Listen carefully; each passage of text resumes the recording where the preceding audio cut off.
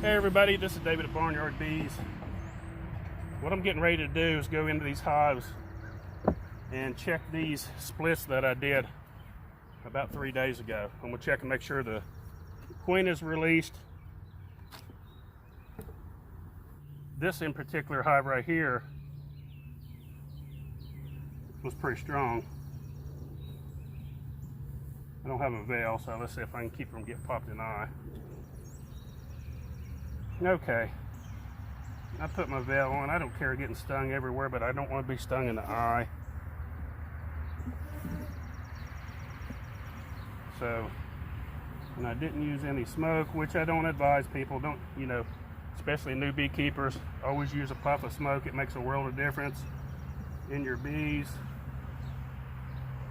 So all I'm doing here, this split right here is pretty strong. This was a good, strong split.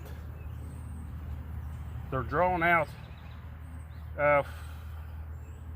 Now this is one thing that with a plastic frame, sometimes if you can see the comb, how right here's how it should be built. Sometimes they tend to build it like this. It comes with a good layer of wax. If you put another layer on it, a lot of times they'll do a little bit better with it. So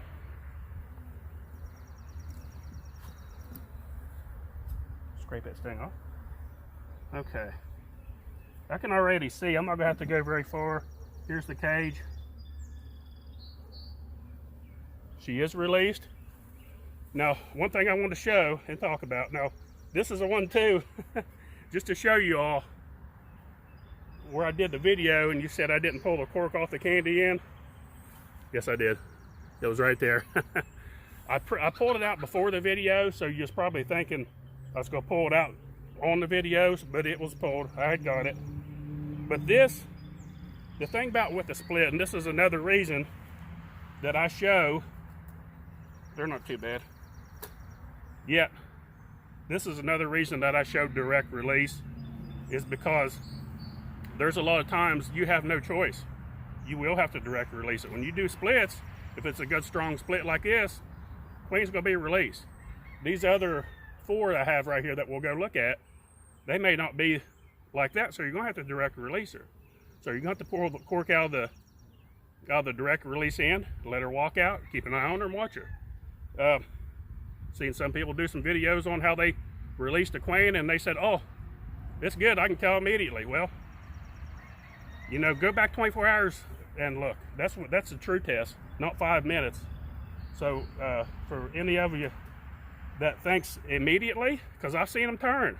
They'll show acceptance, and then in a split second they'll turn on her. I've seen it happen. It's because I do hundreds and hundreds of these every year, not a handful of 3 and 4, like some of the ones making the videos like that. So be aware of that. Make sure when you release that queen, keep a longer eye on it. Don't go by a couple minutes and say she's okay.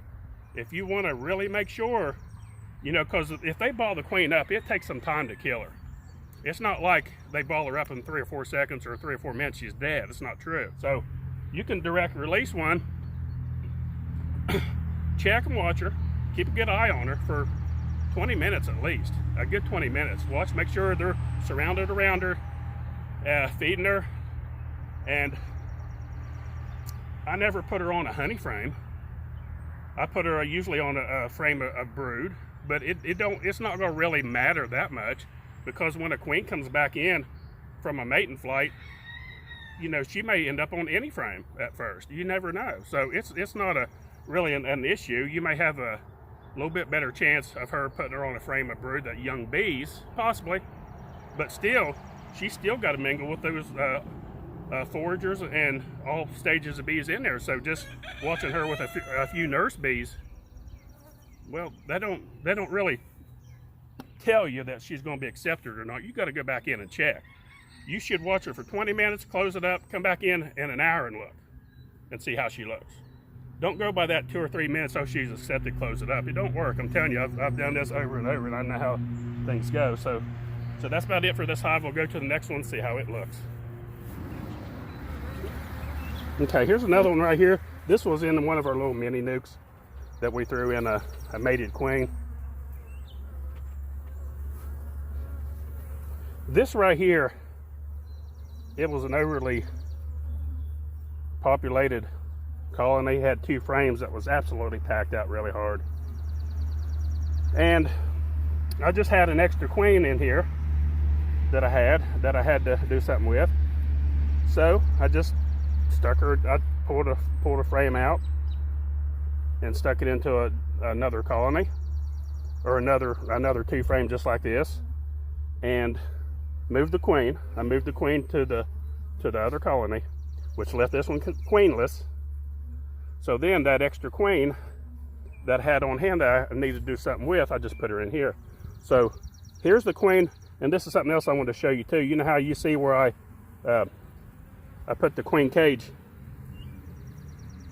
right on the bottom of the frame? I want you to look at that frame, or that queen cage. See? Look, it took that, and I was surprised it even fell off the end. They propolize those down, and they're not going to move. I've never seen one come off. Once you get it to stay on there, then you put it down, and you look down in there and see that it's on the frame. I've never seen one come off. So this queen's released. We could look for some eggs. Let's see a few eggs down in there. So she's laying.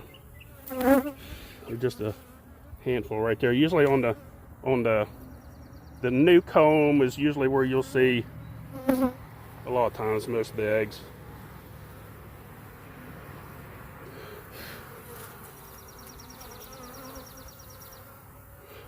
Right over here, there's a bunch of eggs right here on this side. Maybe the camera will show up and show them. Bunch of eggs right there. So there's no need. I wasn't even looking for the queen over there, so you may have spotted her. I didn't even pay attention. I didn't even look. I was looking straight for the eggs. And that's usually all I do. I try to visually find the queen. If I see her, fine. If I don't, you know, as long as I see eggs, I know I'm good. Now, the only bad part about these 2 framers is when you drop the cage, you got to pull everything out. A lot of bees right here. This won't. It's going to have to be split again. It's just that fast. I done that just about 3 days ago when I installed all these queens. It's not going to take any time. Let's see if I can get in there. Squeeze my hand down there. I got it out. So let's move on to the next one. Well, I can tell immediately as soon as I open it up. You can tell she's still in the cage. The way they're all around the cage. Now that's not always the case, but she could have had just come out and they still smell her pheromones. But most of the time, when you see that,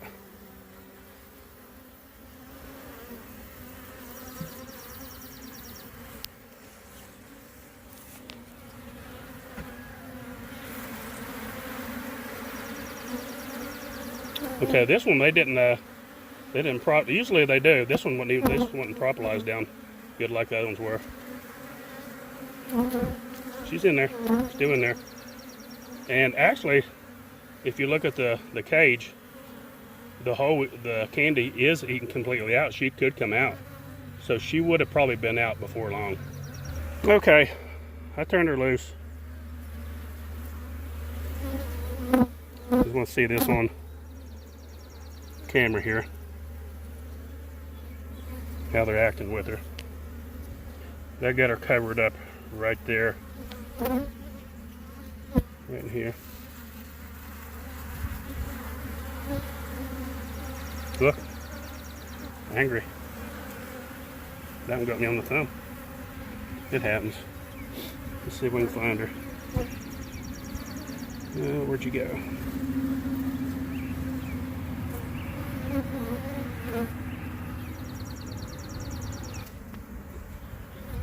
Okay, here she is right here. Right at the tip of my finger.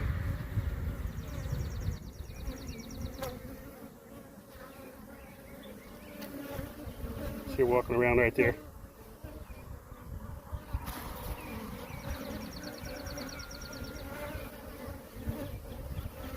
They're a little bit angry. Look at them. It just emerged my finger as soon as I put it down there. Look at that.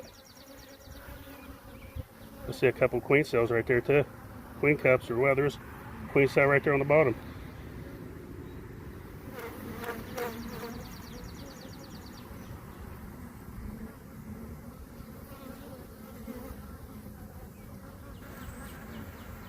But they was paying a little mind to her.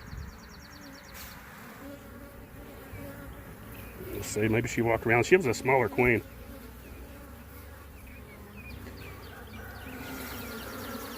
They seem to be okay with her. So even if we don't find her, that's okay, because I'll come back, like I said, in an hour and check. Right there she is. I can see her shining when I was, right there's another queen cell. And see, a lot of people say that they'll kill the queen if there's queen cells in there. Well, they seem to like her pretty good, and that's not always the case. But like I said, don't go just by 1 or 2 minutes of that queen, because they may act fine with her, just like this. I mean, you can listen to people tell you that if you want to. That's up to you. But go back in an hour later and say even if I am wrong, what's it going to hurt to go back in an hour and check and make sure that she is okay? That way you're covered, right? There she is. She seemed to be walking around okay. Put her back in there.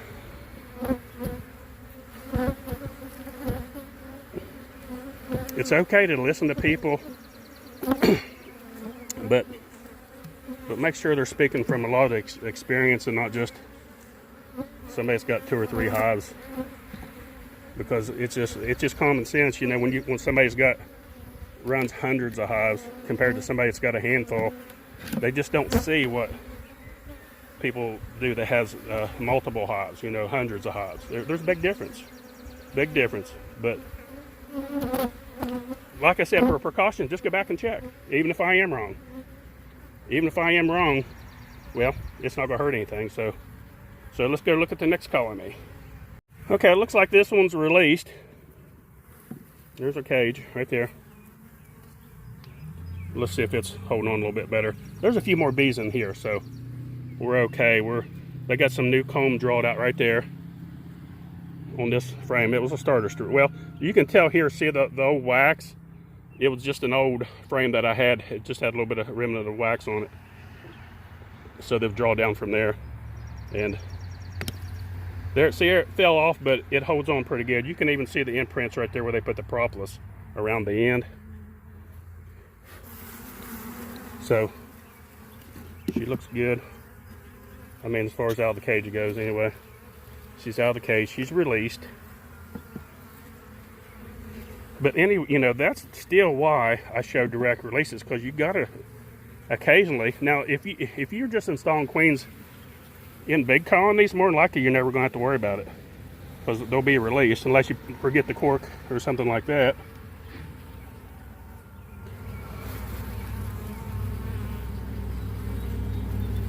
Right there she is. Right there, walking around. About right where my thumb is now. There she's walking right there. Okay, we're good.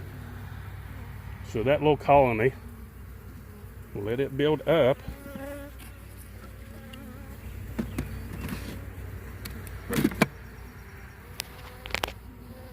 Yes, I know I'm behind before somebody says on the weed control. I've just been so busy, I've not got a chance to get anything on it yet. So I'm gonna have to go by with a weed eater and knock it all down. And I don't advise this, but the thing is, this early, it's not as dangerous for your grass to grow up a little bit, because the hive beetles aren't active yet. I mean, they are active, but they're not coming in hordes. They're not coming in. But come June, you need to keep, I mean, at least here in North Georgia, come June, your weeds need to be gone. Your grass, it needs to be solid dirt underneath and dry as possible. Well, not dry, but you know what I mean, bare, because it's harder for those hive beetles. The sun bakes the dirt, and it's harder for them to bore in. And the salt solution I use with the water, the salt, vinegar, and you can even add a touch of dish detergent. And no, folks, it doesn't kill your bees. It's not that dangerous. And if you think it is a danger, put it down at nighttime. Just put it down at nighttime, and bees don't go under the hive. It's stuff like that, being so tedious about little things like a little bit of dish detergent soap. That's just petty. That's just not right. It'll get rid of your weeds. It'll kill them deader than a hammer. And one reason that I found out about that was one time I was watering my wife's plants, and I was trying to take a shortcut. I was in a hurry, so I just dipped the water can down in the pool, which is salt water, and watered all of her plants. Well, guess what happened? All her plants died. And at first I didn't know why, and I thought, oh, I remember now. And I told her, man, she was mad. But that's one reason that's how I found out about it working. And then I started investigating it, find out, yes, that is a natural weed killer that people use. I use the pool salt. So, but on another subject, let's go to the next hive. Okay, well, we got lucky again. I can see from looking down in it, she's released. There's no sign of any bees around it. She's in there on the frame. She looks good. I can actually see her. I'm not even gonna pull the frame out. I just caught a glimpse of her tail sticking up. Sometime when you're looking at them at an angle, right there she goes. I don't know if you can see her or not, but I just seen her tail stick up, so I know she's in there. I'm not gonna dig down in there. I just had saw. I'm not gonna take a risk of bumping her or anything else. So, well, that's about it. That's what I wanted to show. I wanted to show why you got to go back and check. I just got lucky because a lot of these splits, I mean, we're at the right time of the year. A lot of times, especially when you get after June, your splits they're weaker and weaker because we're in prime time and have been ever since mid-April with nectar flow. April wasn't quite as good because of so much rain, but now it's finally calmed down a little bit.